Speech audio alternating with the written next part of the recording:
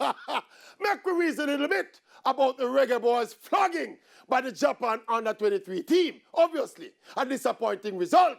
But this is what friendly games are for.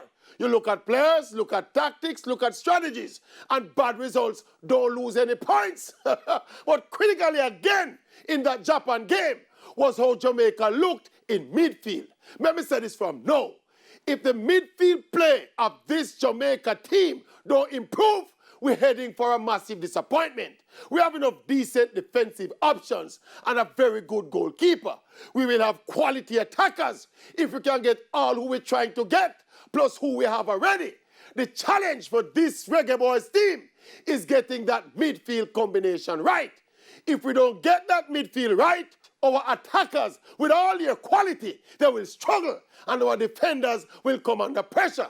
In terms of personnel, we have Ravel Morrison. We can use Bobby Reed. We have utility players like Devon Williams and Kevin Lambert. There's also Joshon Anglin and Lamar Walker.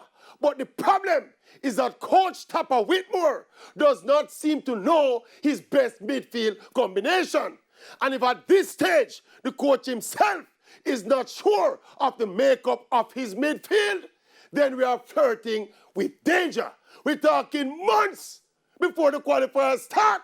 And I'm telling you, we are cutting it too close. Yes, we are cutting too close, I tell you. We are cutting too close. Stop, Mama. We are cutting. We are cutting too close. We are cutting too close.